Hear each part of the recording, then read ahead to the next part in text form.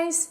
I hope you guys are having a great week and welcome to our Wednesday QT. The passage we're going to be looking at today is Hebrews chapter 12 verses 1 and 2. It's the same passage that we heard a message on last Sunday. Let's open up our Bibles and expectations of how God will speak to us today.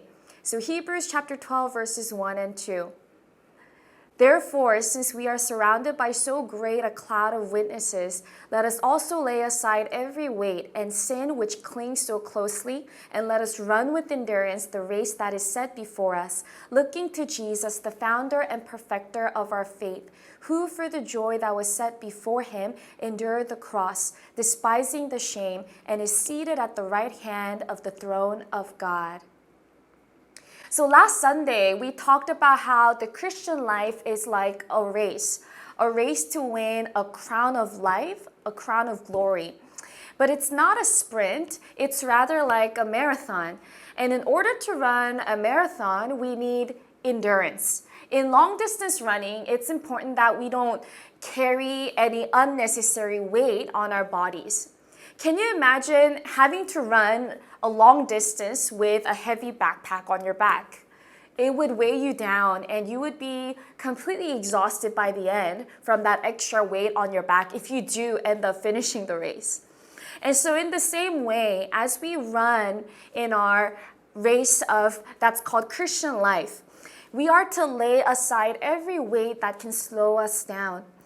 And what is another thing that we need to lay aside as we see in this passage? Take a look at verse 1 again. It says, let us also lay aside every weight and sin. That is right, sin which clings so closely. What does it mean when it says sin which clings so closely? Does sin cling to us? In NIV, it is translated as the sin that so easily entangles. And in NLT, it says, the sin that so easily trips us up. If you look at the original Greek language, the root of the original Greek word for this has the meaning of all around, encircling, skillfully surrounding. So what that means is it's a hindrance that hampers someone who desperately is trying to advance and to move and run forward. It is a distraction. So imagine yourself running on a track, but someone from the right keeps shooting water at your face. And then someone from the left is throwing banana peels on the ground. Would you be able to keep running? Yes, maybe you can still manage to run, but it will be very difficult. And that's the picture that is seen in this passage. That's what sin does. It keeps us from running this race that we're supposed to run. And it's a huge hindrance and distraction. It surrounds us and tries to trip us up. So the question we need to ask ourselves today is there any weight that is slowing me down? What sin is hindering me and hampering me from running? Throw that off. Strip it off, the Bible says, so you can really run without tripping. If we don't want to trip, we better let that go, right? Maybe it's your past.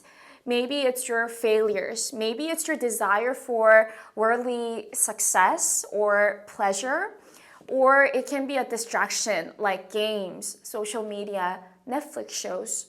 It could be hatred or bitterness towards someone. It could be the fact that you are still unable to forgive that someone. Take some time to sit down and prayerfully identify what those things are. When we lay aside every weight and sin, that is when we can run this race until the end. This week is Passion Week, and it is a time where we remember Jesus' last week here on earth, and we reflect on his suffering, the way that he took to the cross, and the cross that he took on behalf of us. We can't run this race of life on our own. As we're told in this passage, we are to lay aside every weight and sin, but the truth is that we cannot do it with our own strength. We need Jesus. And that is why the author of Hebrews, he makes a point to say, we do these things looking to Jesus because he's the author and perfecter of our faith, meaning he is the one who gives us faith and he's the one who perfects it.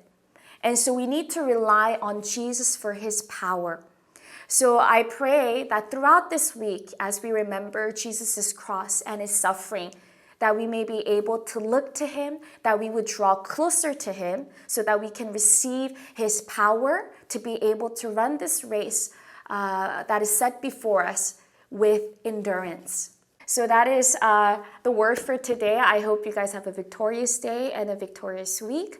And let's really seek to look towards Jesus.